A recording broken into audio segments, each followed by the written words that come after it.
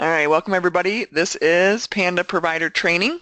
My name is Katie Bjornson. I think everybody on the call has spoken to me or knows who I am. I am the project manager for Willits Technology overseeing the Panda project. Amber Tyrannus is also on the line, and she is the project manager for SQL, kind of working on the project also. So we've been collaborating a lot. Marianne is on another call. She always seems to be involved in a million different things, but she is our meaningful use guru. So if we have questions about specific meaningful use stuff, we'll definitely reach out to her. She's going to be joining the call about halfway through. So thank goodness for her, because meaningful use is complicated, and we're thankful that she has the knowledge and is willing to get the answers for us. So Panda Meaningful Use, Panda MU is what we're calling this launch. It's really focused on the 6 SQL sites whose medical departments and docs are going to be using Panda to attest to meaningful use. I think everybody kind of has an understanding of what meaningful use is, but it's basically a federal government incentive program that is encouraging providers to use a certified electronic health record. Panda is in the final stretch of certification. We should be completing that at the end of next week. So that is perfect timing considering we're going live May 1st, but we will be able to attest to meaningful use using the Panda system. There's a lot at stake here. SQL as an organization has a potential of earning $1.5 million through this incentive program, and state and Medicaid contracts, they're really pushing for all providers to get on a certified health record. So definitely some key reasons on why we're implementing Panda and why we're focused on meaningful use. Medical and admissions teams at Woodward and Mingus will start using Panda on May 1st, which is a week from this coming Sunday. And the other departments within Woodward and Mingus will be accessing Panda to get just current up-to-date medical information. So they won't be documenting in the system, but they will be accessing the system in kind of a read-only basis. Fat Panda is what we're calling our second rollout, which is going to include the case management, clinical, QA, direct care staff, critical incidents, all that will be going live in early 2017. So in your manual, there is a note in there, attendance and quiz. Obviously, Jamie is a super user, and Dr. Murtha, we know you're on the call, so just definitely get one of those training rosters to Amber, or just shoot an email to Amber just as a reminder. And then there is a quiz, which I'll take you to at the end. I do recommend that you do it immediately after the training or towards the end of the training even. It's fairly quick. It basically just, you log in, you select your quiz. There's like 5 questions. They're pretty straightforward. I'm going to cover them in detail in this training, and they are in your training manual. So we're just trying to get everybody engaged and just making sure everybody understands that there is, really importance to attending training and participating in this process. Next section is about HIPAA and EHR data security. As medical staff, you guys know all about HIPAA. Our biggest focus for PANDA has been that minimum necessary standard, which is a key component of the HIPAA privacy rule, and it really just states that we shouldn't access information in PANDA that we don't need to access to do our job. So I think that really wraps it up in a nutshell. The system will warn you if it's going to kick you out. It does have a 5-minute timeout period. That was an EMR certification requirement, but it will give you a little bit of warning. There's a screenshot in your manual there. Will tell you, at 3 minutes that it'll start counting down. So you should never ever get kicked out of the system without warning, which I think is helpful, especially when you're trying to complete documentation and those things. Panda also has an audit log that kind of tracks all of our movement through the system, and that was another certification requirement. I'm not going to get into the rest of the details about HIPAA. You guys are very familiar with that. If you want additional information, just check your manual out, or I know SQL has HIPAA and compliance trainings and documentation if further information is needed. So this training is scheduled for 2 hours. The first round I did get through in 2 hours. There's a lot to cover. We really didn't want to have the providers having to go to double trainings or 2 different sessions or anything like that, because we know your time is super valuable. So I'm going to push through this information that's in the training manual in very good detail, and then if you guys have questions, we're going to cover everything at the end. So if you have questions come up, just jot them down on a piece of paper or in your manual, and we'll cover all questions at the end. That way, if people need to leave, or if we don't get a follow-up on all the questions, I can follow up with people by phone or email just to make sure everybody's questions are answered. We are offering a PANDA Q&A open forum. It's going to be held next Monday from 2 to 4 Central. It's really just going to be an open call where Amber, Marianne, and I are going to be available. We're going to have a go-to meeting set up.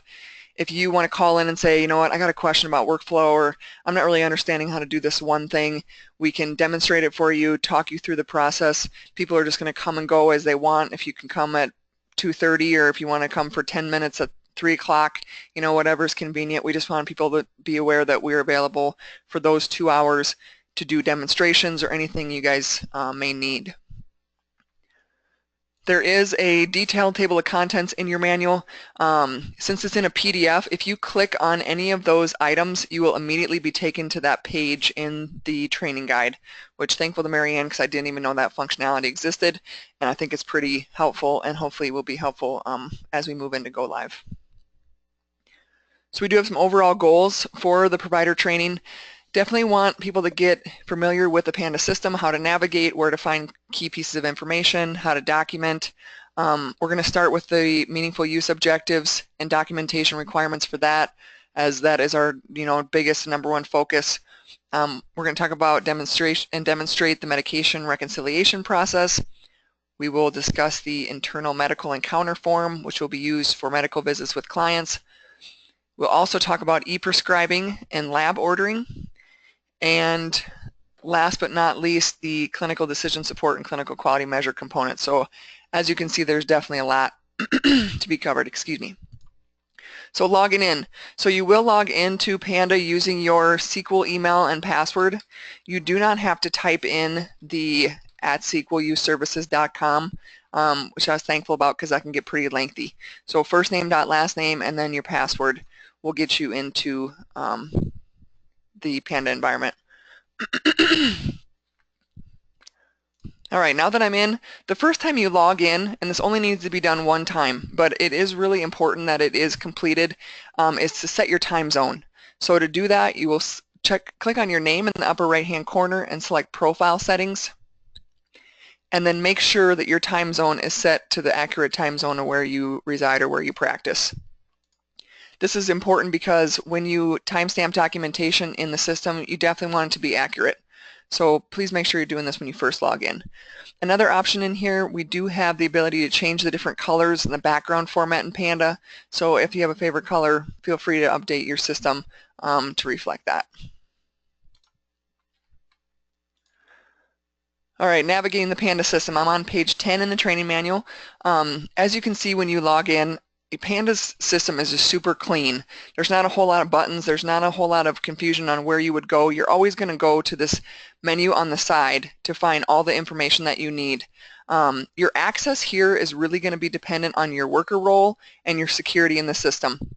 So when I go to some of these menus, you may see items that you see when you log in, since I have admin access, so please be aware of that. But you can really find everything that you need on this left-hand side in this menu. I did put screenshots of all the different icons in the PANDA icons section. I'm going to talk about a few of them because I feel that they're the most important. To add new documentation, you're always going to use that green plus sign. You're going to find it throughout the system anywhere documentation can be added. To view additional information on documentation, click on the blue eye icon. To edit documentation, you would use that orange pen and paper icon. One other one that's pretty critical that is under the other icon section is the load encounter icon. It's a black stethoscope icon. Can't say that too fast. You will see that in the encounter screen. That basically allows you to launch the encounter screen to do your documentation for a medical visit, and we'll talk about that when we get to that section. All right, so let's talk about the client header. Throughout the system, we have added the client header. Basically, it's just like a snapshot of the patient. If I go to client vital signs, and you'll find this throughout the system, you'll see a little blue arrow, down arrow in the upper right-hand corner. If I'm coming in here to document on this patient, and I'm not 100% sure who this patient is because I see 100 kids and I can't keep track, it's just a lot. You can use this client header to see the photo, which I think is the most important, the birth date of the client, sex, where they're placed, any allergies they have, their medical insurance information, and then medical alerts, which is really anything that's really critical that nursing or providers want everybody to be able to see about this client. So that client header will be found throughout the system. If you want to hide it, you just click on that little down arrow again. Required fields in the system will be marked with a red asterisk. You'll see that as we go through certain screens in the system. You cannot save documentation without completing a field that's marked with a red asterisk because it is required. Selecting a client. There's two ways to select a client in the system. You can click on the client header here. If I just click here, I can search for a client, just type in a couple letters, and I'll find the client that I'm looking for. The other one, I can't demonstrate because I've already launched the system, but I did put a screenshot in your manual. If I try to go to, let's say I try to go to e-prescribing without selecting a client, the system is going to say, hey, you need to pick a client first. So you'll get that set active client screenshot I got in there, and you just need to type in a few letters to find your client and then hit set client. PANDA homepage, if you get lost in the system for any reason, just click on the PANDA in the upper left-hand corner. It's going to bring you back to the main screen. This is where the meaningful use dashboard is going to live. It's a work in progress right now, and they're working on to get it ready for go live, but we'll be in this main dashboard area.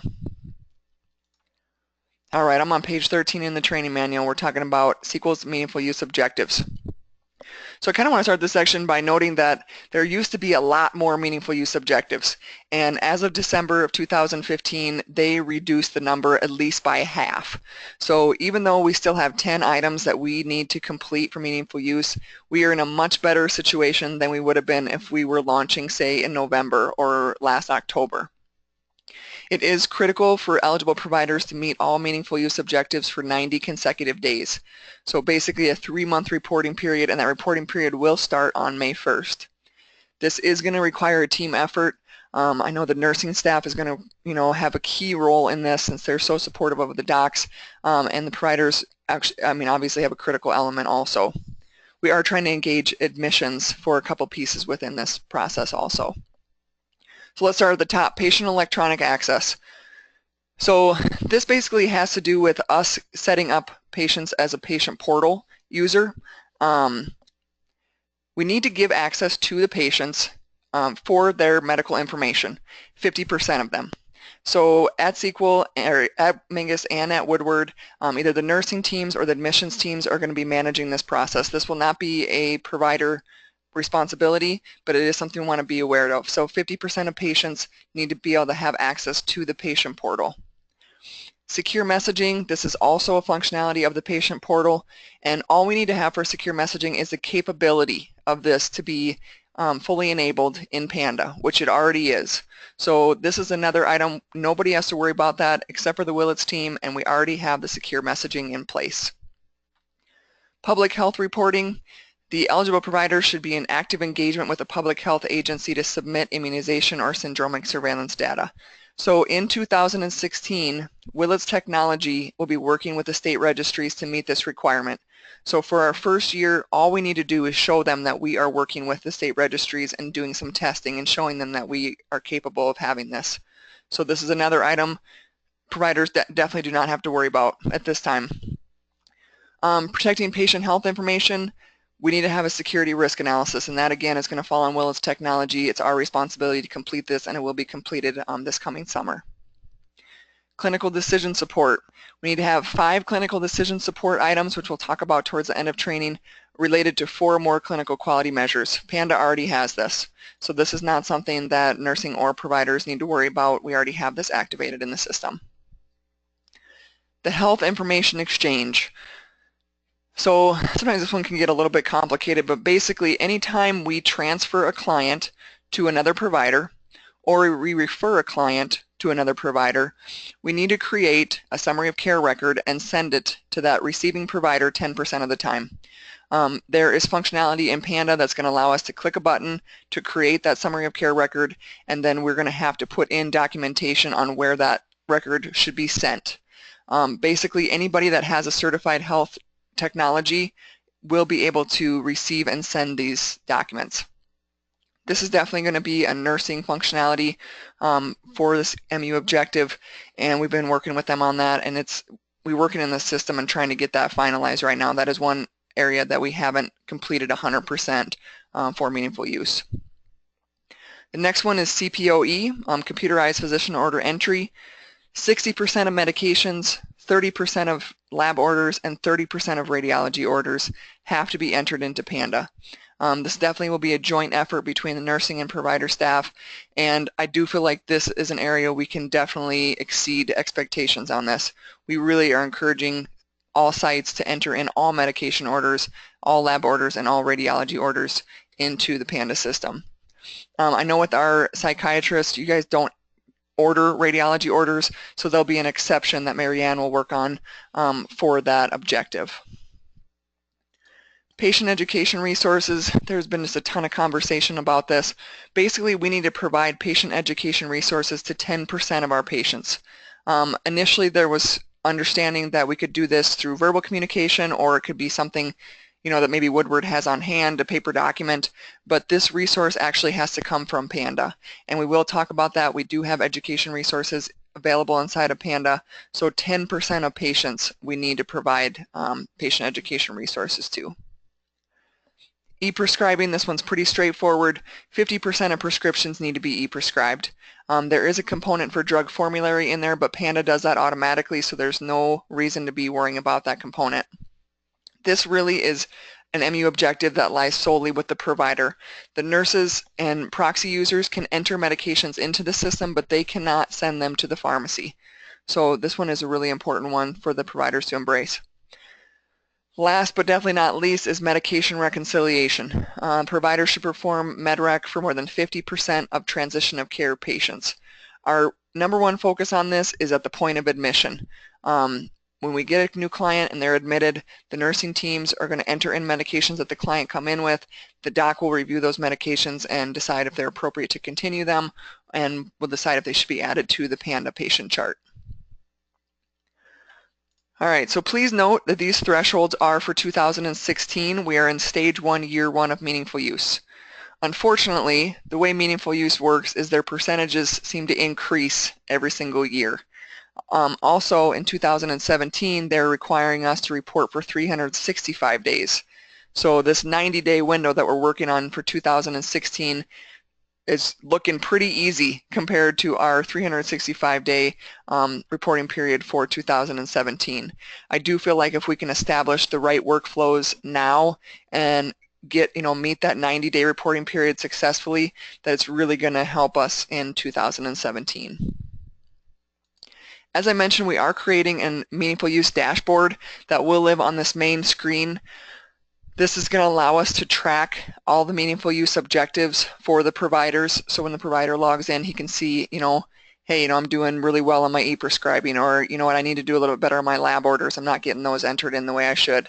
So you'll be able to track over time. It's not something that all of a sudden at day 89, you're going to go, oh my gosh, I didn't even know I wasn't completing this threshold, or I wasn't meeting this objective. You'll be able to track it from day 1 to day 90 through that whole period of time, and you'll see areas where you need to improve or areas where you're being very successful. All right, let's jump into the system a little bit. We're going to start with the PANDA client menu. The client menu, I'm just going to give you guys a little bit of an overview. I know Jamie has attended several trainings and she is an expert on the system now. But client menu is going to house demographics, which is obviously important. We need to be able to find critical information on our clients. We're also going to talk briefly about client contacts so that you know where to go to find the legal guardian's information, or if you need to call an emergency contact, you'll know where to go. And then the other item in here is going to be secure messaging. So we're going to start with demographics. When I go to the demographics screen, you'll see all information that's in the system on my patient ping. If I scroll down, you'll see additional details. There's birth info here. At the bottom, you'll see the SQL program information. Client medical information is over here for previous docs that they've had. Pretty much everything you need for this client is going to appear in this screen. It's always going to give you the picture. It gives you the client header with the information that you need. Next, I'm going to talk about client contacts. So contacts are being entered into the system by the admissions team. If I need to contact, let's say I know Papa Bear is my emergency contact. I need to contact him. I need to click on the edit button. so that I can see his phone number. And here's his phone number, so that would allow me to be able to call this contact if I had an emergency or something came up with this patient. So pretty straightforward. Just wanted to make sure that everyone knew how to find contact information. Secure messaging. So secure messaging is definitely optional. As I mentioned, we just have to have the ability to have secure messaging in PANDA. But secure messaging, I think over time people are going to start to realize that it is a really helpful component. It basically allows a patient or a legal guardian or a referring worker, whoever has been set up as a portal user, to send a message to the doctor or send a message to the nursing team or over time, to case management. And it allows us to do it securely through the PANDA system. We don't have to use email, so it protects the patient's health information, and you can send PHI through the patient portal and through secure messaging. So if I wanted to send a message, let's say to Ping's father because he's on a new medication, I would just click on my green plus sign. I'm going to choose my portal user. This is something that's going to be set up by the admissions or nursing teams. I'm going to do subject. So I'm just going to say medication change, just to keep it short and simple. But once I hit send, that person is going to receive an email saying, hey, you have a message in the secure patient portal. And they can log in, they can reply if they want to. It just allows a little more open communication with the patient's support team and the patient if needed. I'm not going to send this because in the sandbox, where I am, is not enabled because I'm not connected to anything, so I'm just going to cancel out of this. If I receive a new secure message, I did put a screenshot in your manual, you'll get a little alert up here. You'll notice up here that you can get alerts for a lot of different things. You could get an alert for a new secure message that came from the portal. You could get an alert for pending prescriptions, which will be an important one for doctors. These other alerts have to do with clinical decision support, and we're going to talk about that towards the end of training. All right, let's jump into the health menu since that's where most of us are going to be living in the system anyways. So on page 17 of your training manual, so the key documentation components in the PANDA system have been pulled together into the internal medical encounter form specifically for the docs. We're going to cover that in detail, but there are a few components that are either not in the encounter form or I really think are going to be used so frequently that we're going to be using them outside of the encounter. So when I come to the health menu, we've organized it by patient records, which is going to include medical uploads, the medical face sheet, smoking status, family medical history, health history, and lab results. This next section is more of a documentation type of section if I need to add an allergy, a medical alert for a client, vital signs, medical notes, problem list items, diagnosis, medical assessments, and education resources. EMARS is going to be used by the nursing teams to create and build the MARS for each of the clients. Medical appointments is going to include internal medical encounters, external medical appointments, and this bottom medical appointments, don't worry about that. That was an EMR certification. I don't anticipate us using that. Orders is the next item, which is going to contain anything that has to do order, so e-prescribing, lab and radiology, immunization procedures, referral orders, and scheduled tests. And then last, but again not least, medication reconciliation is here at the bottom. So let's talk about medical uploads. Just so you're clear on where to find them, I'm not going to walk through adding them or anything along those lines, but let's say as a doc I come in and I'm saying, oh, there's a new medical record that came in from a past doc and I really want to review that before I see my client. So here's my medical record from Dr. Brown. What I would need to do if I wanted to see this document, I would click on this little black download cloud. I'm going to get a pop-up here in the bottom. I'm just going to click open so I can view that document. Sorry, it's loading on my other screen here. And then I just pulled a generic past medical record document. But you can come in and view that document. Anything that's been uploaded to the system, you can view by clicking on that download cloud. Health history. This section can be used by providers, definitely not required, but want to make you aware of it. It is a very basic section. It includes all different types of client health history, from medical history, surgical history, substance abuse history, all in one screen. If I want to add information, I just click in that box and I can type additional information. That one's really straightforward. All right, submenu of patient management. Let's talk about medical notes. I think medical notes is going to be used quite frequently. Anytime there's documentation with a nursing note, a doctor's note, if you make a phone call to a guardian regarding a medication or something along those lines. We have even talked about orders related to day-to-day functioning like one-to-one staffing, safety plan orders, restraint orders. They can all file into the client medical notes. There is a medical notes section in the internal medical encounter, and that should be used for all patient visits. And we will talk about that in the coming sections. So from the medical notes screen, if I want to view, over time this is going to grow. There could be hundreds of notes in here. I know you guys see clients quite frequently. If you want to show more notes, you have the ability here at the bottom. Say you wanted to see the top 100 notes, and over time that's probably a valid number. Also, there's functionality here at the top to search. If I only want to see nursing notes, I could just select the nursing notes and hit my little search icon, and that's going to filter based on that. You can filter based on date. You could do a keyword search. Say there was a note you put in about Depakote, you could search by Depakote and find that note in the system. I'm going to go ahead and add a new medical note, so walk through that functionality. So at the top of the screen, you're going to see an ability to add templates. It's really up to individuals if they want to use this. You don't have to use it. I've created just some really basic templates. Let's say I wanted to use my SOAP note template. All it is SOAP. I know some docs really are using the SOAP note quite frequently, so maybe that's something that they want to use. You could make it complex, you could make it simple. So if let's say I wanted to use my SOAP note, I'm just going to say medical visit, and then I would just document my notes in this section here. Note type, if I'm a provider, I definitely want my note to be a physician note. If I am a nurse, I want my note to be a nursing note. You also can upload items to that medical note if you would like to do that. I'm going to go ahead and save my note. There is a little note in here about Dragon, and I'm not sure, Dr. Murthy, if this is something you'd be interested in. I know there are some providers that just don't like to type. I've talked to some providers that have arthritis and can't type.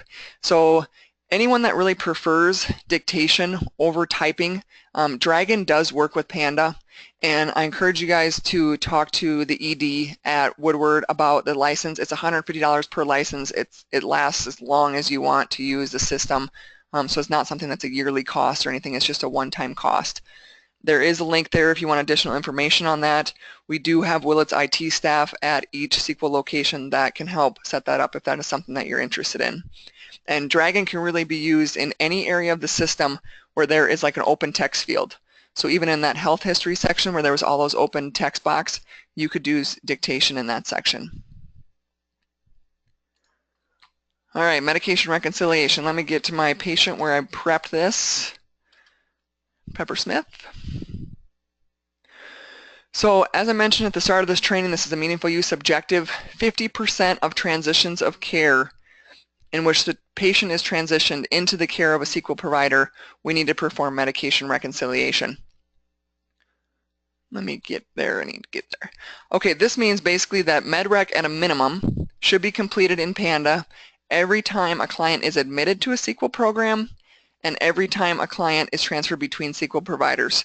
We have talked about that we're going to establish care teams at Woodward and Mingus since we have multiple docs, so there won't be any need if you had to transfer a client to Sue Smith for any reason because you were out or she was just covering for you, that wouldn't apply for needing to do the MedRec. It really is the admissions component that we are focused on. So the recommended PANDA workflow is that the nursing teams are going to come in and they're going to complete the reconciliation list builder. So basically all that means is they're going to enter in the medications that the client came in with when they were admitted to Woodward. I've already done that step here since the nursing teams will be doing that. The doctor will then come to the clinical reconciliation section and will complete the medication reconciliation. The reason this was called clinical reconciliation initially is because we had to have the ability to reconcile problems, meds, and medication allergies. That was a certification requirement. I do want to make a note that PANDA has med reconciliation in 2 locations. It is found under the health menu, which I just showed you here. It's all by itself, standalone menu. And then it's also found in the internal medical encounter, which we'll talk about. All right, so the medications have been entered. I see them all over here. This client came in with 3 medications. As a provider, all I need to do is come in, I click this blue button. I click the Reconcile Medications button. It's going to launch this screen where I have 3 boxes. This box represents medications, this box represents medications that are in the PANDA system. Currently for Peppersmith, I don't have any medications in PANDA, so this is the empty box. Over time, when we add medications into PANDA, they will appear in this section. And you can see here it says source sequelpanda.com. This section is going to be the medications that you want to reconcile.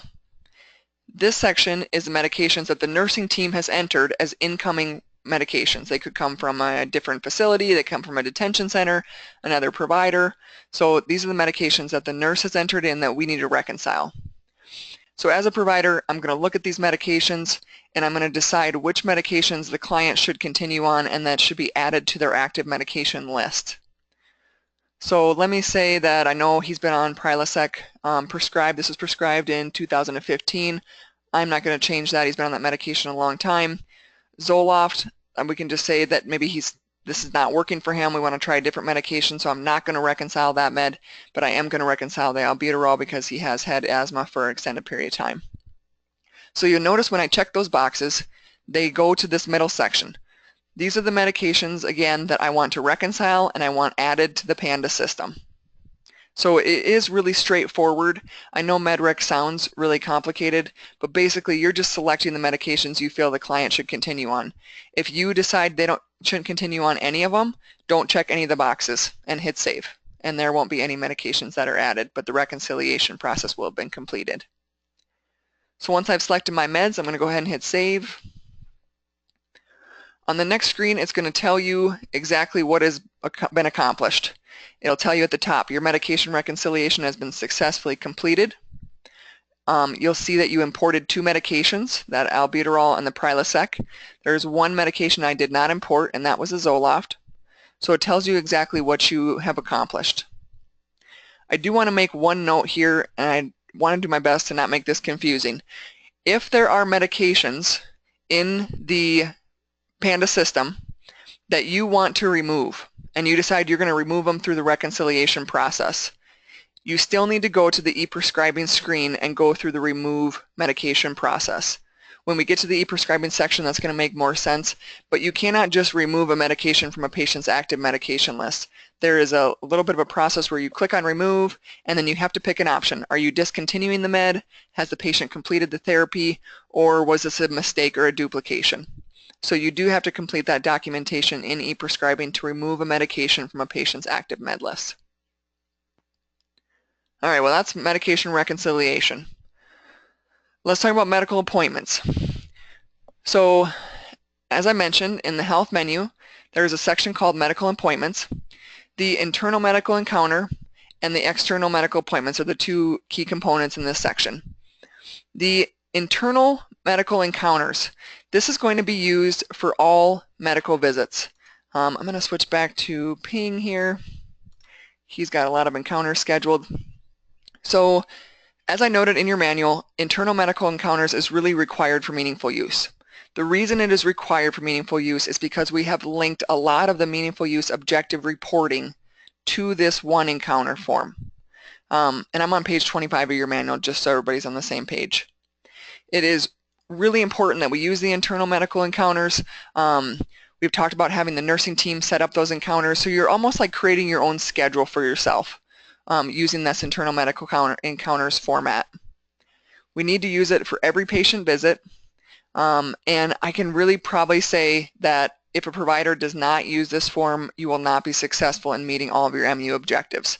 We've linked so many things to this one form that it really is important that everybody's using this form.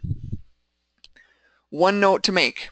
When I am inside of an internal medical encounter, when I get to that screen, I cannot change my client.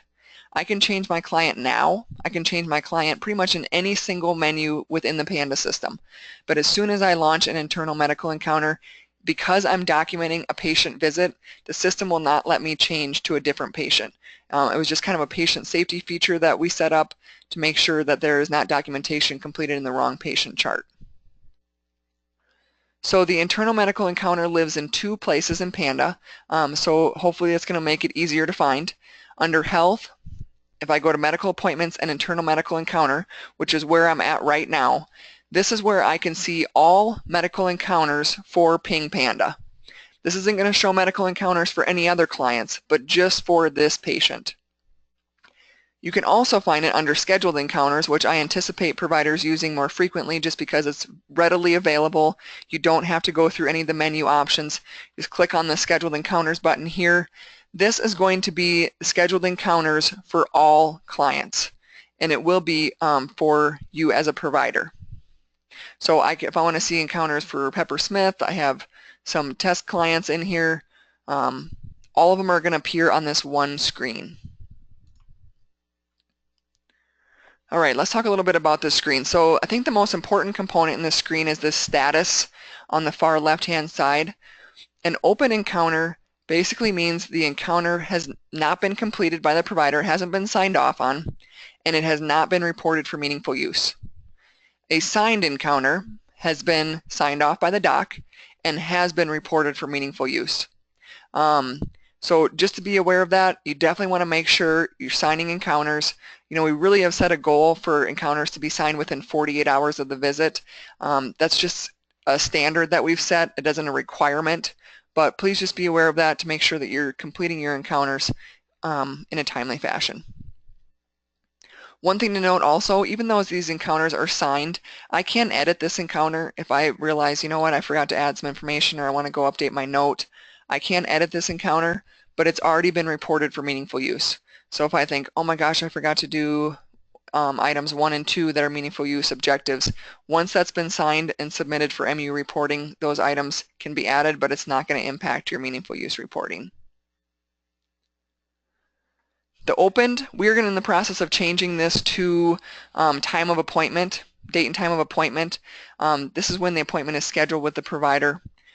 Closed, this is when the provider has signed off on the appointment. If there's been any modification to the appointment, that'll be noted here. You'll notice that there's icons here on the right.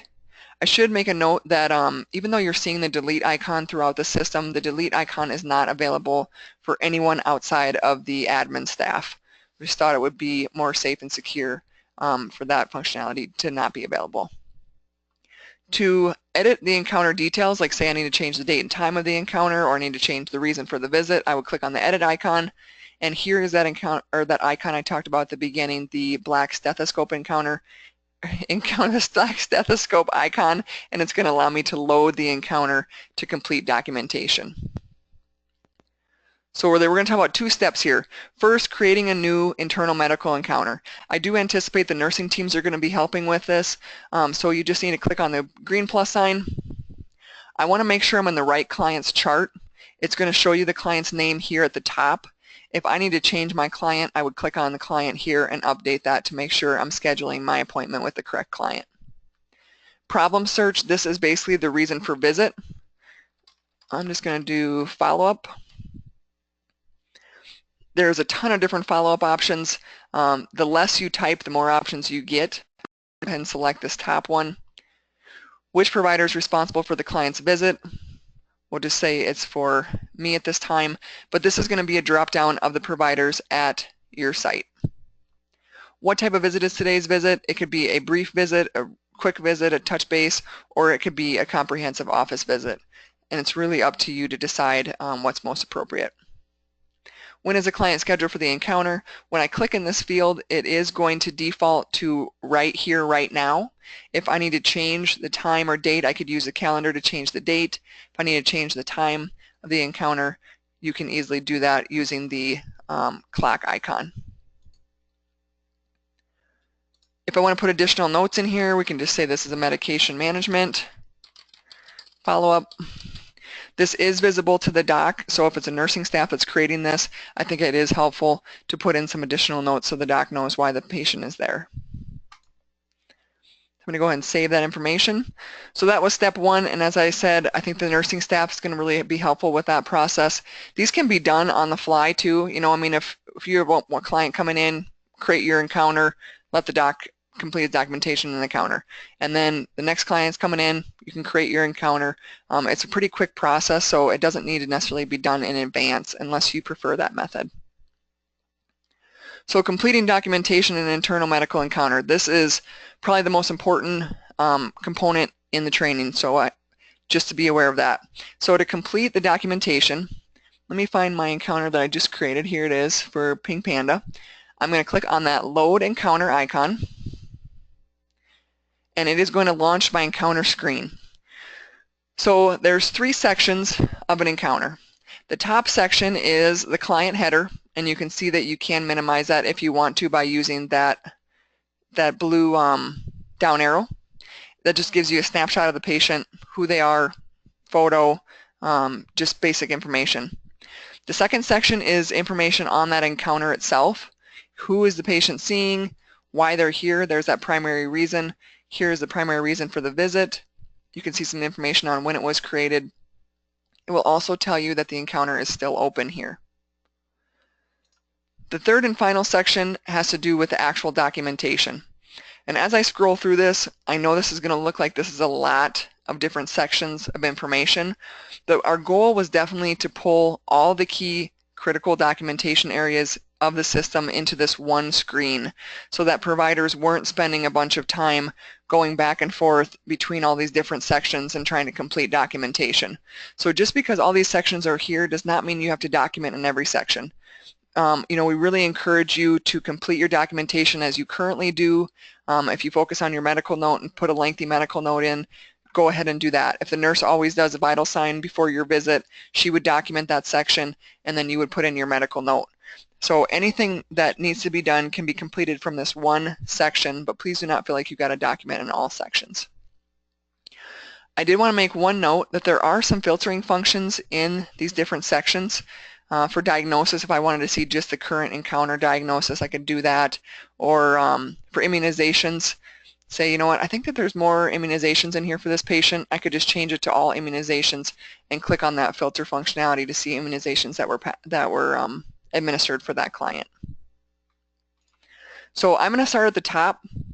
I'm going to work my way down the left-hand side, and then I'm going to go to the right-hand side and work my way down that column. I'm not going to launch every single section. I just think I wanted to give a snapshot of the most important documentation sections. The nursing teams are doing a phenomenal job of getting a lot of this information entered in prior to go live, so it won't be as important to cover in detail. So the last 5 vital signs will always be visible in the vital signs section.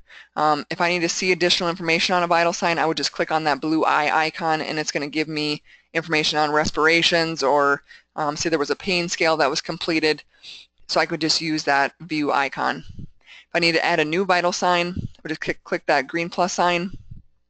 It's going to bring me to the vital signs data entry screen. I'm going to go ahead and enter some basic information for Ping, and you'll see that there are some required fields here at the top. There's a lot of items that are not required, so you can enter those as needed, but again, they're not required to be completed. All right, the next section is non-medication allergies. Obviously, it's important that we document allergies in the system. These are going to be entered by the nursing teams prior to go live, so I'm not going to launch that section of the system. Get down there, excuse me. You can see that Ping has 4 allergies that have been documented. If you need additional information, you can click on the blue eye icon. Medical history. If we need to add medical history, you just click on this green plus sign. I'm going to search for the medical history maybe that this patient's father has. Let me say that I know they have diabetes. I would click on the diabetes that I want to select. You'll notice that the problem has been updated over here in the right-hand corner. I'm going to select my client family relationship, and I said it was the father that had diabetes, and then I would just save that documentation. So that family medical section is just really basic, only a couple fields that are in there. Smoking status is the next section I'm going to talk about. I think the only component in here, and I'm not sure if the psychiatrist will be documenting smoking status. I think maybe that's more of a medical-based focus, but maybe you guys do. With smoking status, you just want to make sure that you're not editing smoking status. It's something that should be an ongoing and running log of a client's smoking status over time. Go Currently, Ping has 3 different smoking statuses documented in the system, and to add a new smoking status, you would just click on the green plus sign. There is an item, and I did put a big screenshot in your manual about the smoking status. There is an item for cessation intervention in there, which is highly recommended and can help us with our clinical quality measure reporting for meaningful use. Diagnosis is the next section. I am going to launch that because I know that's a pretty commonly used area by providers. If I click on that green plus sign, it's going to allow me to launch the diagnosis. I'm on page 36 of your manual, by the way. You'll see at the top of the screen, and I do have some duplicates in here because I've been using this patient a little too much, but at the top of the screen you can see the active diagnoses that are already documented in the system, which I think is helpful. And then if I need to add a new diagnosis, let me just add bipolar. I would just search for bipolar. Obviously, you guys have a lot more information than I do regarding all the different forms of bipolar. The more information you put in, the less results you'll get. So if you know it's bipolar 1 and it's with depressed or something along those lines, the more information you add, the better. I'm just going to select this top one. You'll notice once I selected it, you see problem updated in the right-hand corner. Diagnosed by is always going to default to the person entering the diagnosis. This can easily be changed. It's just an open text field, but it will always default to the person documenting. I could make this a primary diagnosis if it is a primary diagnosis. I will not for this though because he already has a primary diagnosis up here of depression, and the system will not allow me to have more than one primary diagnosis. Was this diagnosis present prior to admission? I know a lot of times it was, so I'm going to change that to yes. This is an active diagnosis, and then I want to document the date it was diagnosed. So let's say this was just diagnosed today. And then I would just save that documentation. You can search in there too by ICD-10 code. For some of you that are getting really familiar with all those codes, you can do that instead of using that keyword search functionality. All right, lab results is the next section. So at Woodward, this lab results section is going to really house all lab results that come back from the lab. We are in the process of trying to modify this section of the system. We created it a certain way for certification just to complete our certification steps for this, but I don't think it's very user-friendly. So we are in the process of improving it. We definitely want to have the actual lab itself visible on what the order was or what the lab test was.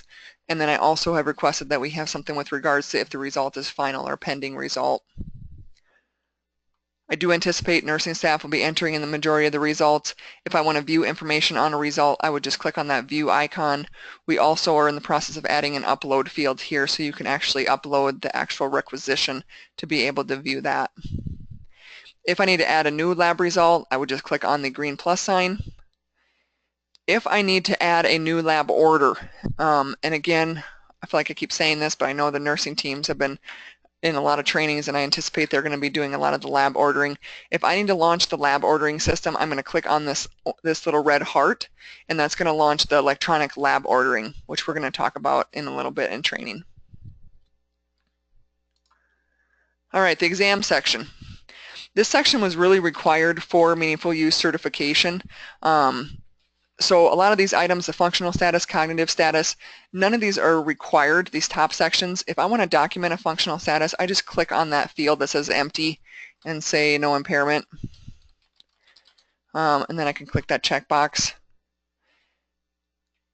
Also, the depression screening form, so let's jump to that. The depression screening has to do with one of Sequel's clinical quality measures. If any type of depression screening is performed during the visit or even immediately following the visit, we definitely want to just change this to yes. It's going to help with our meaningful use reporting. You'll also notice that they have positive and negative. So if the patient is found to have depressive tendencies or it's a positive status on their depression screening, you would want to put positive. If you completed the depression assessment and there wasn't any signs of depression, then you would just select negative.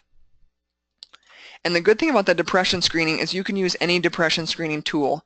There is a depression screening tool available in medical assessments within PANDA, but you can use any format that you currently use, if it's a paper checklist or something along those lines, to complete that item. Patient education provided is probably the most important component in this exam section. It is here at the bottom. With regards to patient education, I know I touched on it at the beginning a little bit, but a provider must provide patient education to 10% of their patients. This education must come from PANDA. So this is really a twofold process. First, we have added the link for education resources here. I'm going to talk about that towards the end of the training, so I'm not going to launch that, but this is going to take you to the education resources that are available in PANDA. And then if you do provide education resources for this client, you would just change this to yes. And again, we need to do that for 10% of our patient visits.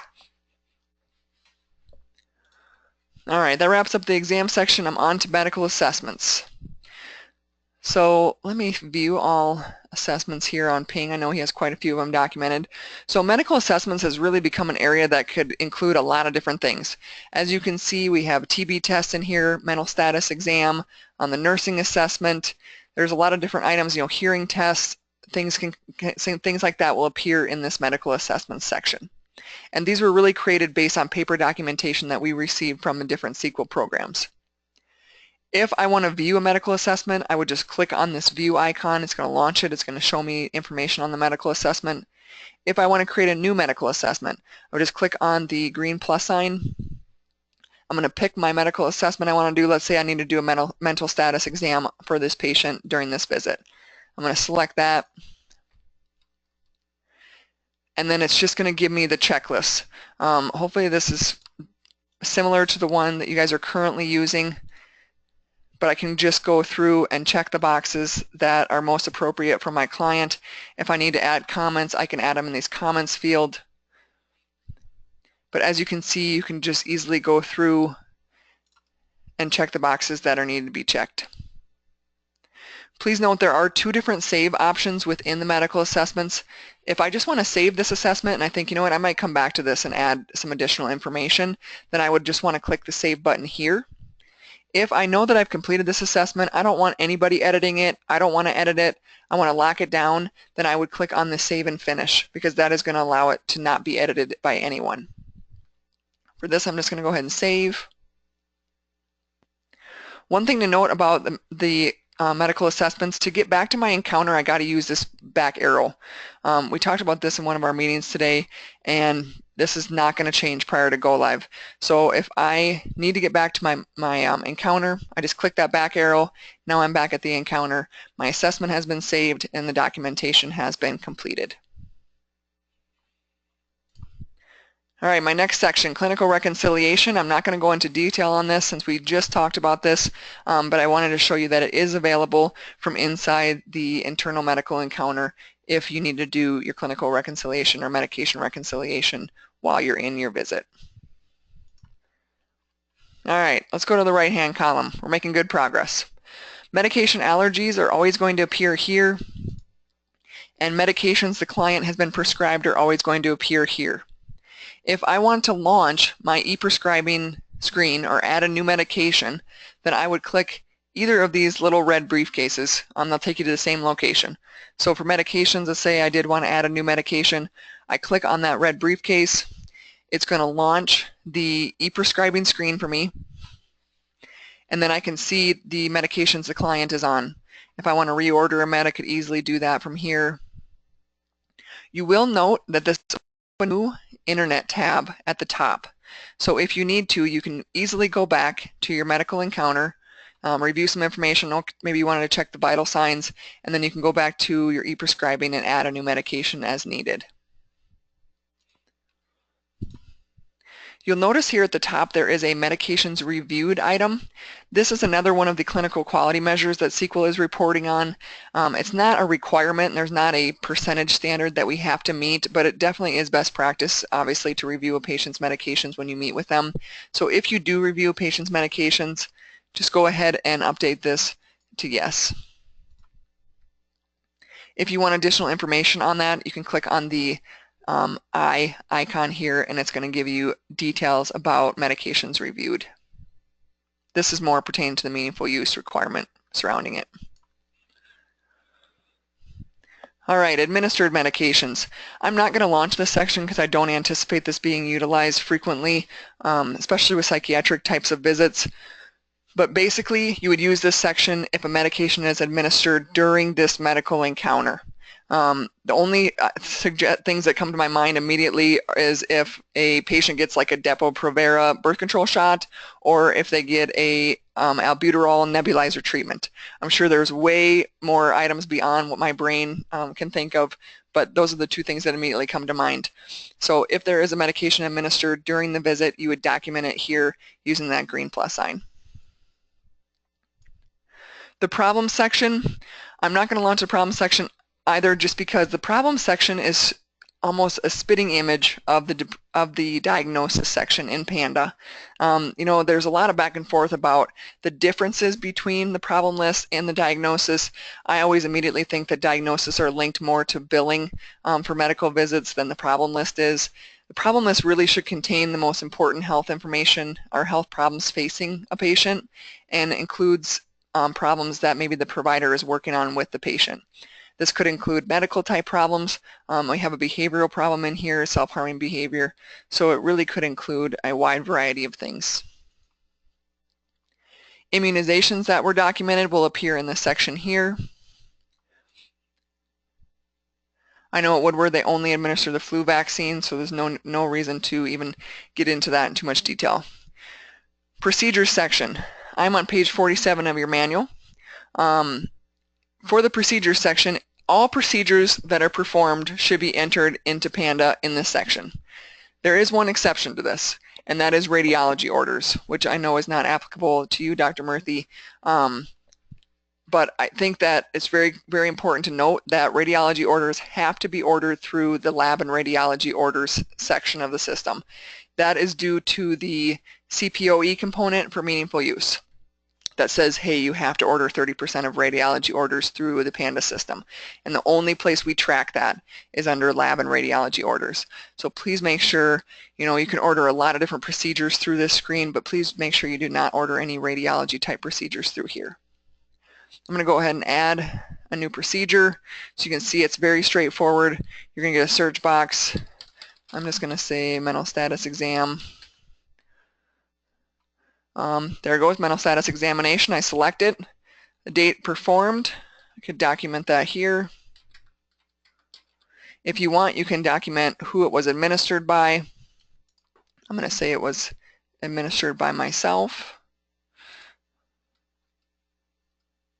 And then authorizing provider type if it is a existing provider or a new provider. I apologize because I know they are working on this. We just had conversation about this, so this is functioning a little bit differently than I was used to it functioning. If you want to add some additional notes, you can do that here. I'm going to go ahead and save my mental status exam. The client procedure list could not be saved. All right, then I'm just going to cancel out of there. All right, the next section in the internal medical encounter is the medical notes section. I'm not going to talk about that since we did talk about that in detail at the beginning of the training, but that is where you would go if you needed to document your progress note. So it would be in this note section here. If I want to see other medical notes from the patient's chart, I could click on all notes here and then use that search functionality, and it's going to show me all notes that are available for Ping Panda in the system. Medical goals. This section was required for EMR certification, and it allows medical staff to set and track patient goals with our clients. If I want to add a new medical goal, I just click on that green plus sign. I'm going to let's just do smoking cessation. Smoking cessation counseling, how about? Goal to quit smoking by 5/1. Put the instructions in there, start date, and then you want to make sure your goal is set to active if it is an active goal.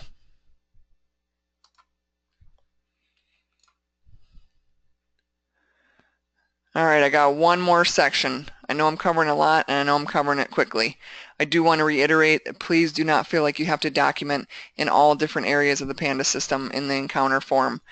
They are just all provided to try to make the process easier so that you can complete everything that you would possibly need to complete in one screen. Add a new referral order. So we did have conversation about this today actually, and I'm not sure about the best workflow for referrals. I'm sure there's a lot of time where there's just a verbal order from a doc to a nurse saying, hey, let's refer this patient to an orthopedics, or let's have a neurology assessment done on this patient. So it really is up to each site to determine what works best for them. Let's do neurology assessment. You put the diagnosis here, the referring physician, this is going to be the doctor that's referring out, so you'll have your doctors at Woodward appear here. You can document the urgency of the referral, but that's not required. Referral service type, this was the EMR certification also. You could do consultation, testing, follow-up, or other. Let's just do this one for testing. This date is going to be the date of the referral appointment.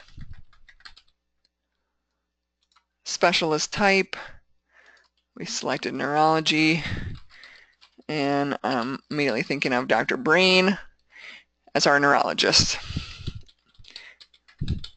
So we did have conversation about these required fields in here, and I don't want to get into too much detail. I don't want to make this too complex, but when we do some of our meaningful use reporting, we have to create this document. It's called a CCDA, and to create a CCDA, we have to have certain pieces of information. And for the CCDA, these two pieces of information are required. If we do not have them in the system, you will get an error. We will not be able to create that document. So just to be aware, I know initially we had talked about removing these fields as being required, but they are required for the CCDA, so we need to keep them as required for that purpose. I'm going to go ahead and save. I know we talked about maybe it makes sense to enter in the referral order at a later time after it's determined, what provider they're going to. It really will be each site to determine their best workflow, and we'll definitely work with you on trying to establish that if needed. All right, so we have gone through all of our internal medical encounter. I know it has been a lot. There's a lot of different sections. So now we need to talk about one of the most important components in here, and that is saving the encounter. I'm on page 51 in your manual. So I will note that all the different documentation sections in the internal medical encounter are saved individually. As I went through documentation, you saw that save button. When I hit that save button, it saves it immediately. It's not going to go anywhere. This functionality at the end is for saving and completing the entire encounter, and basically is linked to the MU reporting piece. So there's two options here. Save and continue later means just that.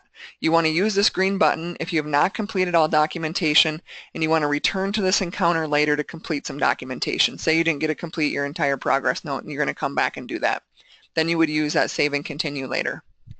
Save and complete this encounter means that you have completed all components of the encounter that you want to complete.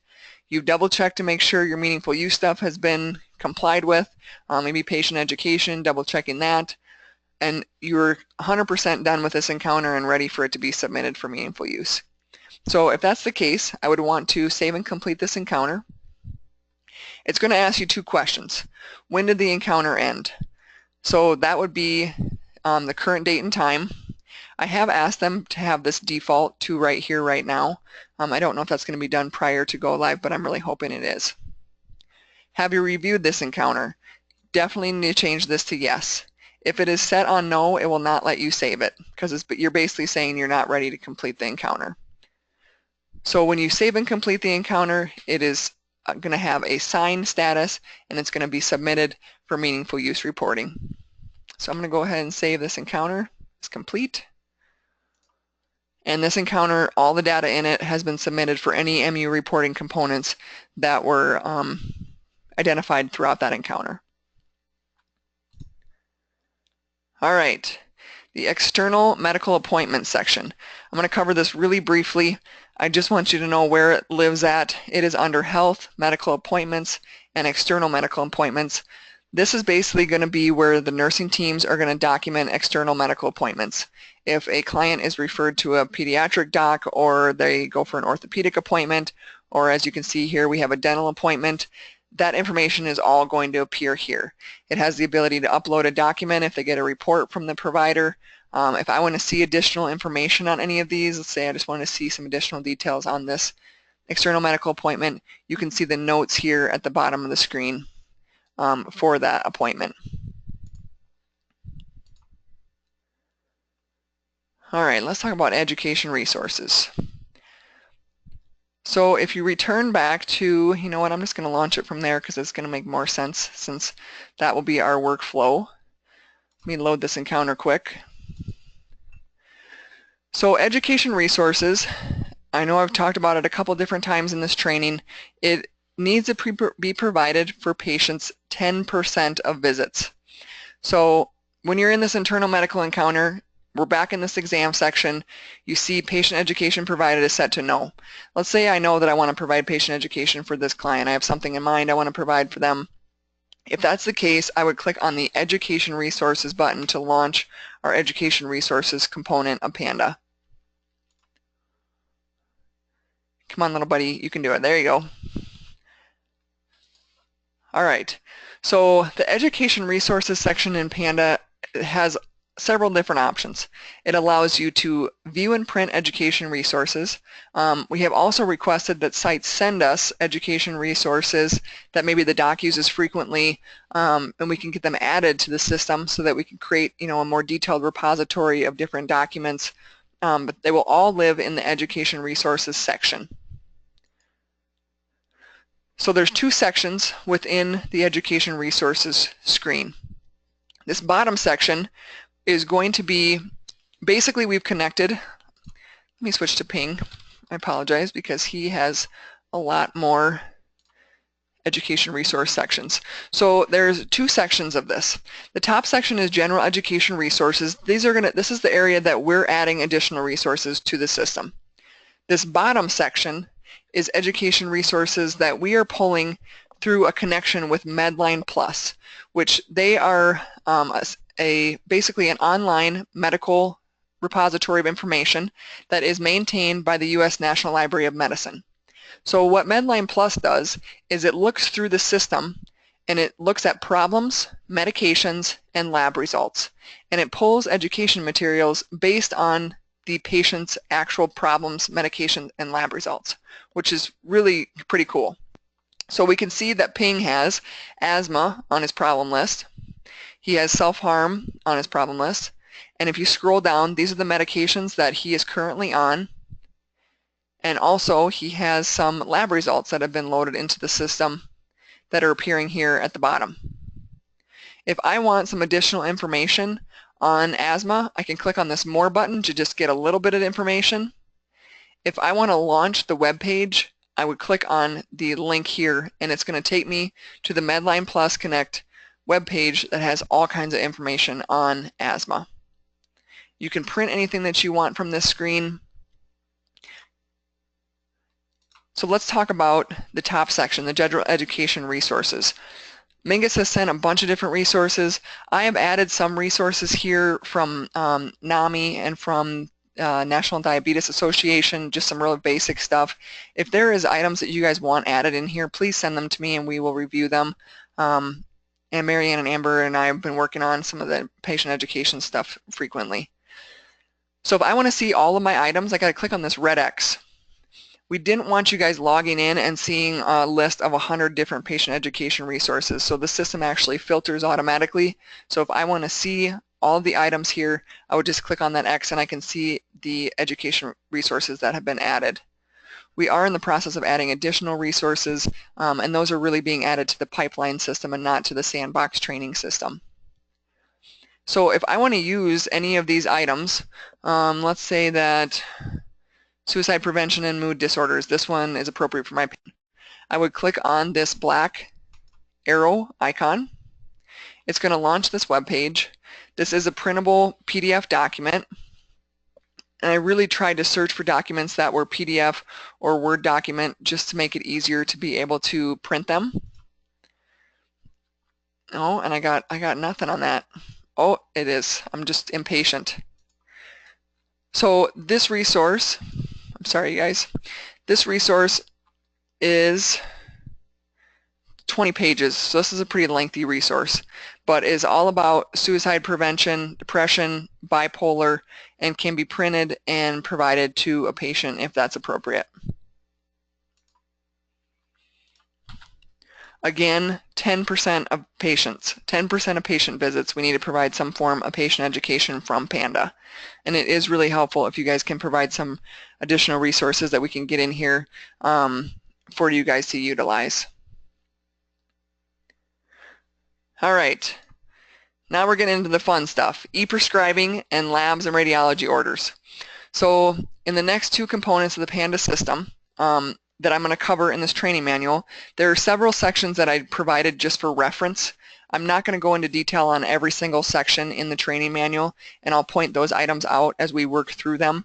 But I did want to provide that information for reference just in case over time you wanted to be able to look up some additional details on any of those items. So e-prescribing. Let me get Fred Jackie up here. You can launch e-prescribing from inside the internal medical encounter, which I showed you when we were working on that part of the training, or you can launch it from health, orders, e-prescribing. So I'm going to go ahead and launch Fred Jackie here. There are some learning objectives for this section. I really just want to get everybody familiar with the e-prescribing screen, drug allergies, preferred pharmacy, seeing the medication history, and creating new prescriptions. So you'll notice when I first launch e-prescribing, it gives you the different components of the e-prescribing screen. I did put a very large screenshot in your training manual and try to number the items corresponding to the explanation that I provided. So this section is the patient details section.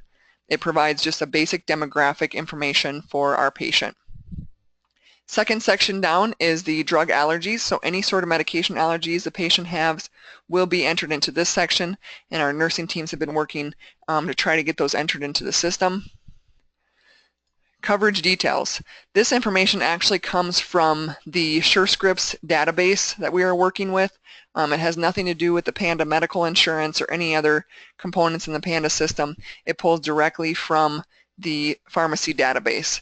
And it is reported that about 80% of clients you will see the coverage details on. There are situations where the coverage details will not be available through the database.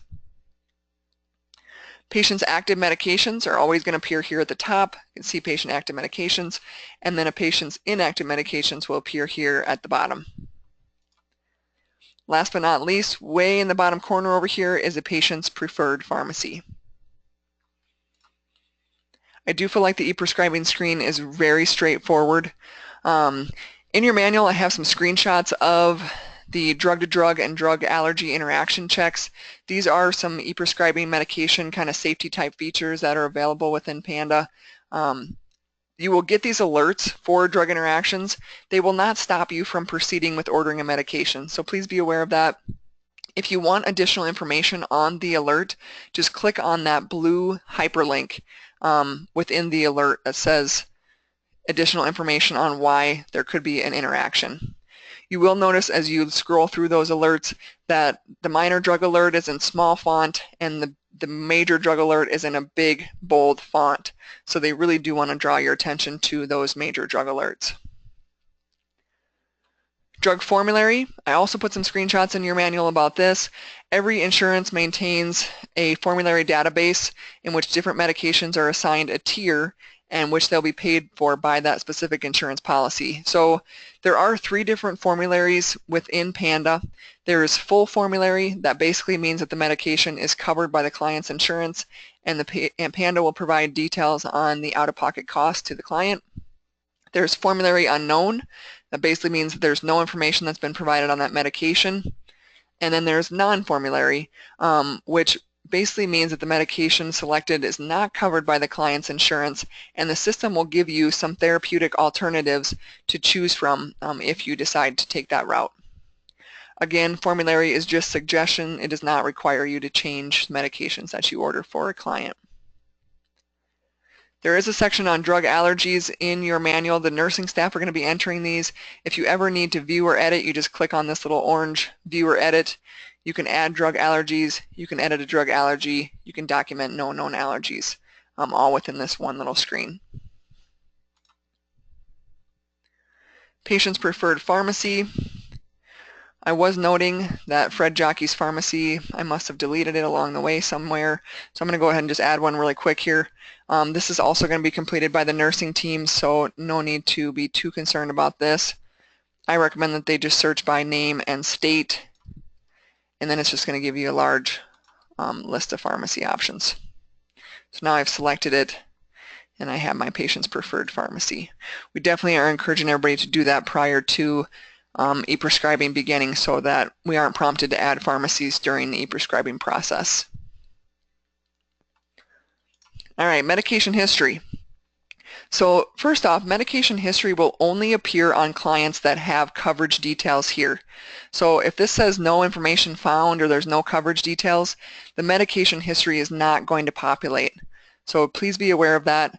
If I want to see patient medication history on Fred Jockey, I would click on this little checkbox, and then I would click to show medication history.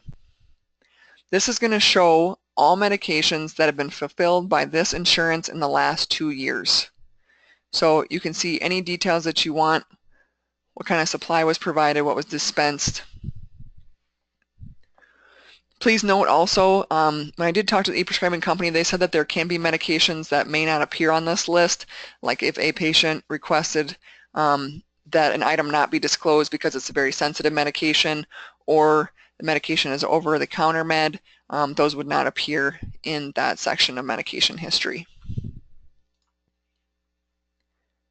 All right, I'm on page 67. I'm talking about CPOE. So CPOE component, here obviously we're talking about the medication piece. 60% of medication orders need to be entered into PANDA. We're really pushing for 100%. A medication has to be entered into PANDA to be administered on the MAR, so that is definitely a reason we need to be entering in all medications.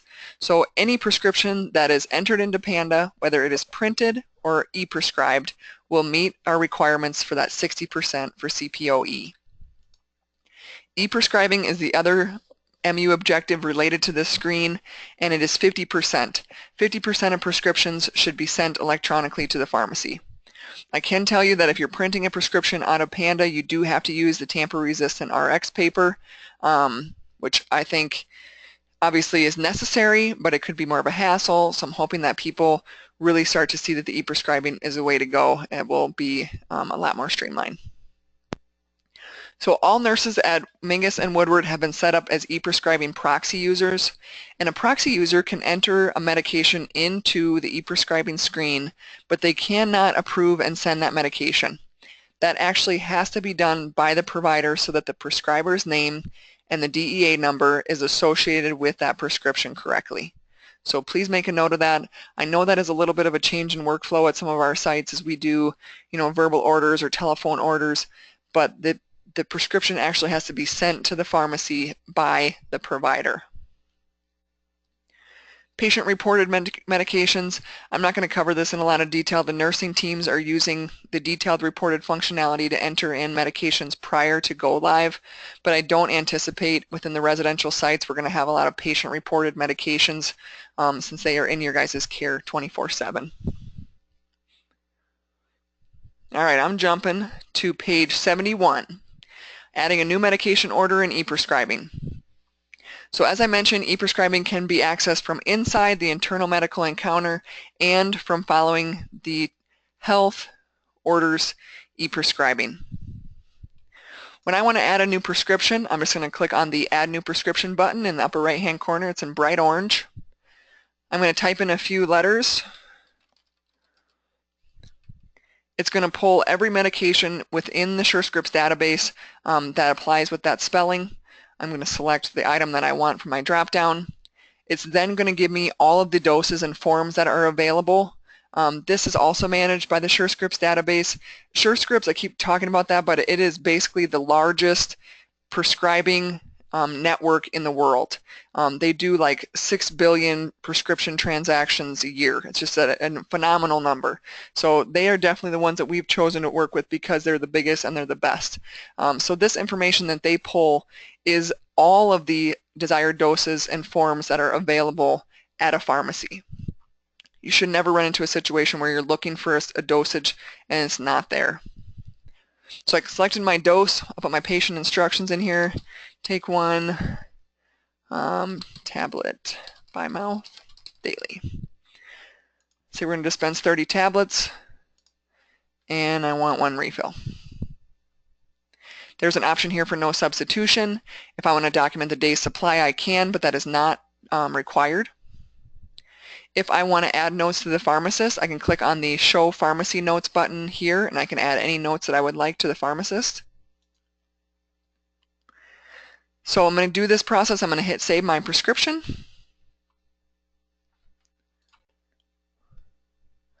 I feel like my system's running just a little slow. I'll be patient. So now the medication is entered into the system and it's ready to be sent to the pharmacy. So all of those steps that I just showed you can be completed by the nursing teams. This next step has to be completed by the provider. And that step includes clicking the medication that you want to send, putting in your PIN, and hitting Approve and Send. So those three little pieces there, the PIN, the checkbox, and Approve and Send, have to be completed by the provider.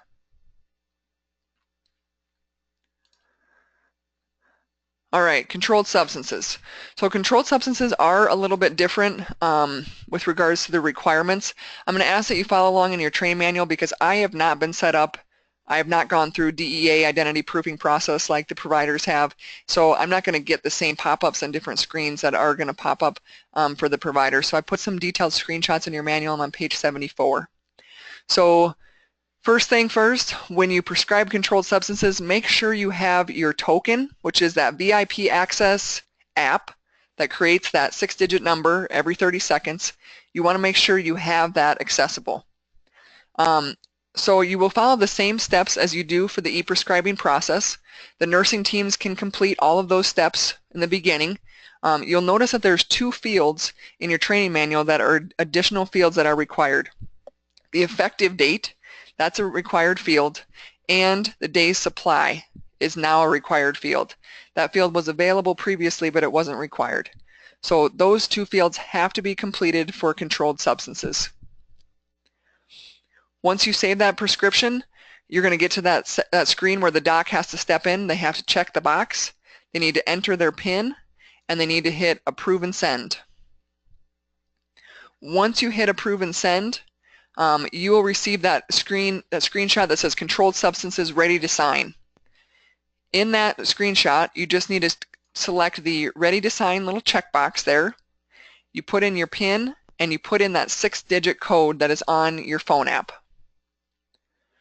Then you hit that Sign and Send, and that is going to send it to the pharmacy. So there is that additional step, that last screen, that controlled substance ready to sign screen, is an additional step beyond the regular e-prescribing functionality, and that's where you have to have your PIN and you have to have that 6-digit code from your VIP Access app. Oh, I want to stay logged in. All right, back to the screen here. Reordering and removing a medication. You know, one thing, let me make a note of this. I don't think I put this in your manual. I thought I had put it in my training guide. I was reading up a little bit more on the controlled substance process, and there is one rule surrounding the VIP Access app. So if I want to order or approve a controlled substance medication, I cannot approve my controlled substance medication on the same device that I pull my VIP Access app on. So if I'm using an Android, I cannot complete my dose spot medication prescription and access my VIP Access app from the same device.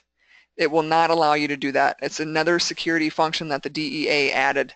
I think it is a little bit inconvenient, but I wanted to make sure that everybody's clear on that. So if I'm ordering on my Android, I got to get my VIP Access app on something else, or I need to order on my tablet or on my laptop or something else.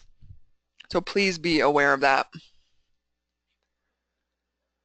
All right, reordering and removing medications. Very easy to reorder a med. As you can see here, I just click on this reorder button, It's going to complete all the details I want for me. It's already done. All I need to do is send it to the pharmacy. And I would do that by clicking that checkbox, entering my PIN, and hitting that approve and send. If I want to edit any details on that medication, say I want to change them to 2 tablets by mouth daily, I would just click on the edit button, and that's going to take me to that patient details screen. You'll notice here also I have a status. This medication has been prescribed successfully and sent to the pharmacy. That means this green checkbox. This medication, the Zoloft, was actually printed. So you can hover over it, it says printed, and it will have a little printer icon. Removing a medication. So this had to do a little bit with the medication reconciliation I talked about previously. But to remove a medication, there are a few little steps that they require you to do. So if I want to remove, let's say I want to remove this Zoloft, it's going to ask me, is it completed, discontinued, or is it a duplicate or mistake? If I select completed, or if I select discontinued, it's going to give me a little notes field where it's going to want some documentation on why I'm discontinuing this medication. If I duplicate or mistake, that's the reason I want to remove, that's going to remove it completely from the patient's chart. The completed and discontinued will just move it from active meds to inactive meds. So please note that there is quite a difference if I want to remove that completely from the patient's chart versus if I want to just move it to the inactive medication list. Printing a prescription. If I want to print a script, I'm just going to click on the approve and print instead of the approve and send. Once I hit approve and print, I'm going to get another I'm going to get a little pop-up next to my internet tab. It's going to have all the prescribing details. It's going to have the prescription that's ready to go. I did put some screenshots in your manual. If you get a pop-up block the first time you try to do this, there's a screenshot for Chrome, Firefox, and Internet Explorer because your system may block that the first time you do it. So please review that in case that occurs. With this, I would right-click on it and I would hit print. You also could use the file print at the top if you want. When I get this print pop-up, you're going to want to make sure you have the correct printer selected, and you're also going to want to make sure that that printer contains tamper-resistant RX paper. Cancel out of that. There is a little bit of information in your manual about reprinting prescriptions. You can use this reprint prescription functionality for non-controlled medications, but you cannot use that for controlled substances. If you need to reorder a controlled substance because something went wrong with the prescription or it didn't print on the right paper, you would want to remove that order completely from the patient's chart and then re-enter that order. Hopefully you can tell by the printing instructions that it's much easier to just send the prescription to the pharmacy. So please encourage you to e-prescribe as much as possible. All right, let's talk about creating a medication favorites list quick. If I want to add a new prescription, let me just do Zoloft here.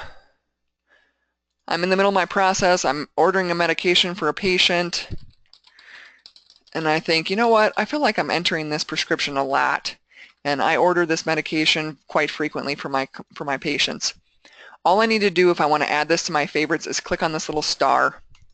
That star is going to change from white to red, or excuse me, from white to orange. Once I save my prescription, the system is going to ask me, what do you want to name that favorite medication? So I could just name it Zoloft. Maybe I wanted to do 25 milligram, and then I would hit OK. Now when I go to add a new prescription, my favorites are all going to be here. And there's that Zoloft that I just added. Looks like I've added that one more than once. 3 times actually. But as you can see, I've created a favorites list over time. So when I come in here and I want to order a medication, I could just click on my favorites. It's going to take me to this screen that has all the information that I need. I'm just going to save that prescription and I can complete that order without having to enter in all of those details. Pending prescriptions, refill requests, and transmission errors. So I'm just going to talk about pending prescriptions. I'm watching my clock dwindle very quickly over here. Pending prescriptions are going to be super important. As I mentioned, you can see the alerts here. I have pending prescriptions listed here. But when I launch e-prescribing, you're always going to see if you have any pending prescriptions. And pending prescriptions is anything that's been entered into the system but has not been sent to the pharmacy. So if a nurse goes in and enters a medication for a doctor, it's going to show up in pending prescriptions. If I want to manage these prescriptions, let's just say we're going to do one here for Fred. I'll click on View Details. It's going to take me to that patient's chart. It's going to show me the medication that is pending. I can go ahead and approve that medication if I want. Approve and send it to the pharmacy. I could edit it. I could delete it. But then that would remove it from my pending prescription list. So the pending prescriptions are definitely going to be really important because all medication orders that are entered by the nursing teams are going to appear in that section. I did provide some additional details about refill requests in your manual, but I am going to jump now to lab and radiology orders. Let me get Pepper Smith back up here.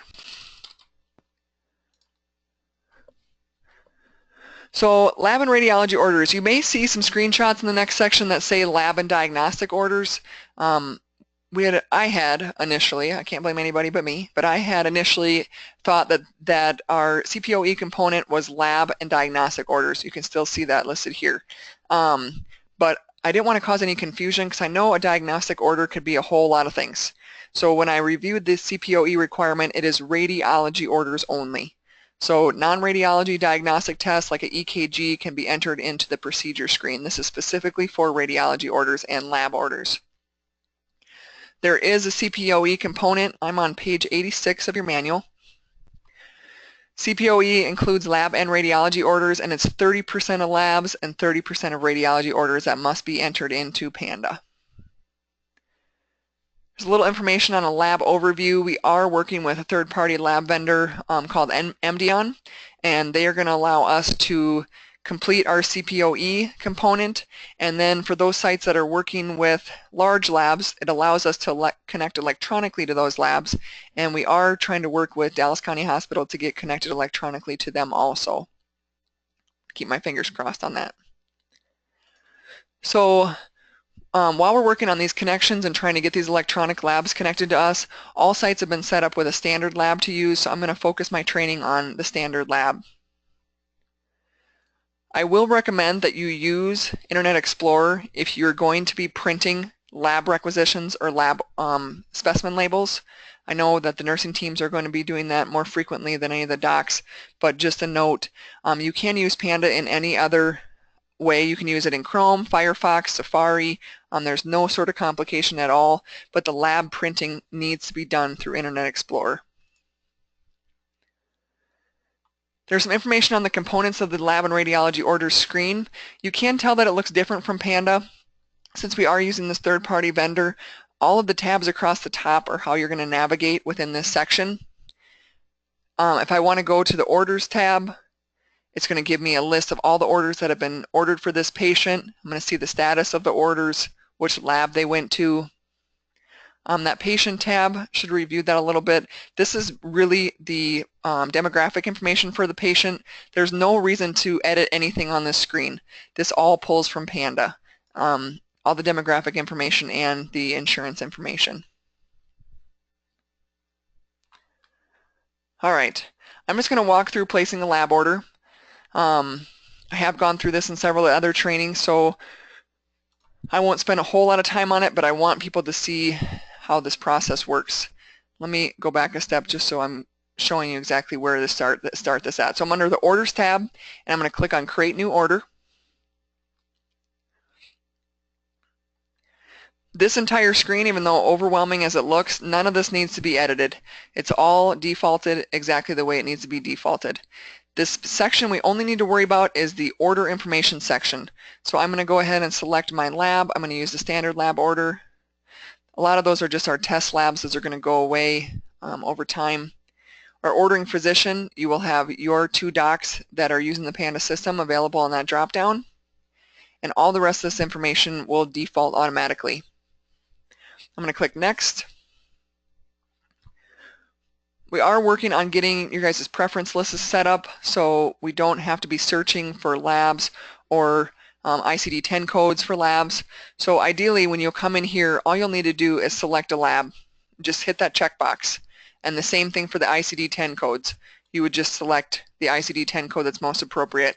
I know at Woodward, you guys' ICD-10 code list is pretty long, so you really shouldn't have to be searching for too much. If you do need to search, you just click on the little binoculars icon, and I could search by keyword. Say I wanted to search for a lipid panel, then I would just select that item and use selected. So there is more details in your manual about the search functionality, but you can search by ICD-10 code also in this section. Now that I've selected my CBC and I've associated with the bipolar diagnosis, I'm just going to click Add to Order. I guess I got two. Oh yeah, I selected the lipid panel too, excuse me. So I got my two orders there. I'm just going to click on Validate Order. This next screen is totally optional. It allows you to enter the lab test code for the specific lab that you work with, but it is not required. As long as the lab knows what a CBC with diff is and the lipid panel, you should be good to go, and there's no reason to worry about that information. I'm going to save my order. And then once I get to this screen, there's one more step. It is the print and send. So even though technically we're not connected to a lab electronically, we need to use that print and send functionality for meaningful use reporting. All right, let me scroll down here and see. I know I went through that fairly quickly. I know, Dr. Murthy, you have an amazing support group over there with Jamie Golly and Tia, so I know that they're going to be helping you with all of these lab and radiology items, and they have attended a lot of training. Every training we've offered, they've been in attendance, so you are definitely in good hands, sir. I'm not going to talk about lab results and reports and that just because right now you guys are not connected to a lab, and I feel like it's just going to be a waste of time to go into detail on that. I'm actually going to jump to page 107. I am at Health Information Exchange, Meaningful Use Objective. I'm going to talk about this briefly as this is more of a nursing support functionality, but I do think it's important for the providers to be aware of this meaningful use requirement. So this meaningful use measure basically says that when a provider transitions a patient or they refer a patient to another provider, they should create a summary of care record and transmit that summary 10% of the time electronically through PANDA. I know that is quite a mouthful.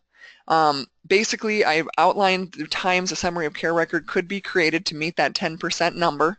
It could be when a client transfers from one SQL program to another SQL program. A client could transfer from, a client could discharge from a SQL program to another provider, or a client is referred to a specialist for an appointment. So any of those three transitions would be appropriate for creating this summary. So basically, a summary of care record is just a copy of key information from a patient record. It provides, the patient's medication list, their diagnosis, any allergies they may have. It's just kind of a snapshot of that patient's health. And every HR certified technology must have the ability to create, send, and receive this summary of care record. So I'm really encouraging the sites to reach out to providers that they currently work with or currently refer to and find out if they have this functionality, if they're using a certified health record, because that will really help us when we go live to be able to meet this 10% objective. Marianne thankfully has caught that we need a release of information to be signed prior to transmitting a summary of care record, so she is working with the sites on making sure that we get that in place. All right, clinical quality measures. I'm just going to talk about these briefly. So I know I've said clinical quality measures several times throughout this training, but this was basically a list of items provided by the Center of Medicare and Medicaid Services, that items that they want to measure and track the quality of healthcare through. So we had to go through this list. I'm trying to think, maybe there was like 50 or 55 items on it. But we had to go through this list and pick the items that were most appropriate for SQL. And I can tell you that it was quite a difficult task because there wasn't a whole lot of items available for behavioral health. The good thing about the CQMs is we need to report on them, but we're not required to meet a specific expectation for them. We don't have to meet a 10% or a 20%. We just need to show them that we have the ability to report on them and then report that information to them. So there are 9 PANDA CQMs. The first 6 require specific documentation in PANDA, and the last 3 are reported completely based on just data entry or encounters that are scheduled. They don't require any additional documentation from a provider or a nurse. So number 1, the documentation of current medications in the medical record. So we talked about medications reviewed. I put a screenshot in your manual of this. We talked about the medications reviewed in the internal medical encounter. So in PANDA, if you review and document all of the patient's current medications, you just need to click on that medications review button above the medication section and select yes. It is definitely best practice to document this for every visit. This measure is specifically for patients over the 18 and older, but we do want to try to be tracking that for all patients of all age. The second one is preventative care and screening for clinical depression and follow-up plan. If you remember in that exam section we talked about, and again there's a screenshot in your manual, if any depression screening is performed, we should document this in the exam section of the internal medical encounter. So it could be a depression screening tool that's in PANDA or a tool that's outside of PANDA. So it would just be changing that screening or depression screening performed from no to yes. Closing the referral loop. Once we complete referral order documentation in PANDA and save it, another field becomes available that allows us to document if a report was received from a provider. I think that would be one that the nursing teams would maybe manage just based on the fact that when the client comes back from a referral appointment, usually they would have a report, and that could be just changed from no to yes in that report received from referred provider screen. The next one has to do with smoking status. So percentage of patients age 18 years and older who are screened for tobacco use 1 or more times within 24 months and who received cessation counseling intervention if they were identified as a tobacco user. So within the smoking status screen, if you identify them as a smoker, there is a box there that says smoking cessation intervention provided or something along those lines, and you would just check that box saying, yes, we provided some smoking cessation information. The next two, number 5 and 6, have to do with MDD, a major depressive disorder, and linkage with a suicide risk assessment. So one of them applies to children, one of them applies to adults, but they have almost the exact same type of measure. So basically, if MDD is added as a diagnosis to a patient's chart and the provider completes the PANDA suicide risk assessment that is found in the medical assessment section, we will report on this CQM. This one, even though the depression screening one only allows you to use, the depression screening one allows you to use any depression screening tool, this one requires us to use the PANDA suicide risk assessment that is in the system. The next 3 are automatically coded and reported and don't require any specific documentation. They have to do with appropriate use of medications for asthma, ADHD follow-up care, and hemoglobin A1C tests for pediatric patients. All right, I'm on the last section, clinical decision support. I'm not going to go into a ton of detail about this either, but this is an MU objective, and if you remember back, I know there's been a lot of information crammed in a short period of time, but at the beginning of the training when we talked about the SQL MU objectives, clinical decision support is one that Willits manages. We just have to make sure that we have clinical decision support interventions available in PANDA during our 90-day reporting period. So we do have these available. Basically, we had to pick again from a list provided by CMS, and it's supposed to be really to provide tools and information to improve patient care. They won't be something that requires you to do something. It's pretty much a suggestion. So let me look at my alerts right now. You can see that I have one alert here. This is a new one just for Ping Panda based on the vital signs I entered. So weight assessment and counseling. So I'm going to click on that CDS and see what that's about. So this patient's BMI is above normal. And it's asking me to please provide nutrition and or physical activity counseling for this patient. That's it. It is not forcing me to do anything. It doesn't have any specific details I have to follow. It is just telling me that this could impact the patient's health and that I should be aware of it. If I want to see the evidence and rationale as to why this CDS intervention exists, you can click on this and there is a lot of evidence and rationale that we have pulled from CMS on this clinical quality measure. You will see that there are 6 listed there. They range from suicide risk assessments to penicillin allergies. They had to be linked to specific things in the system like medications or allergies or the problem list. So I provide those in detail for you to review at your convenience. All right, PANDA Go Live support. Well, I can almost guarantee that Dr. Murthy's PANDA Go Live support is going to be Tia and Miss Jamie Golly. I feel like those guys have attended a lot of training, as I mentioned. Definitely reach out to them if you have questions. You always can reach out to me if you have questions. With regards to submitting support tickets, if you're running into like technical problems, please send an email to panda@teamwillis.com. That is our ticketing system. The email basically creates a ticket, which allows us to track issues and focus on issue resolution. We do have a PANDA suggestion box. I don't know, Dr. Murthy, if you've logged into the patient or the SQL portal at all, but if you have suggestions for the system, please let us know. We're always willing to consider those, and the system is just only going to get better over time. I have been working today in the PANDA sandbox. You can see that based on the little pile of sand in the upper left-hand corner and my little green shovel. So this is available for anybody, anytime. You can come in here, you can play around with the clients, you could create an internal medical encounter.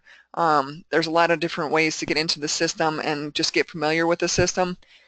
I do encourage you to do that prior to go live. I feel like it's going to be very beneficial. You know, sitting in a training and learning all the different components of the system can sometimes be overwhelming, but actually getting into the system and feeling your way around and trying to understand how things connect together, I think would be super helpful. And I think it's just really helpful for anyone that's going to be using this system.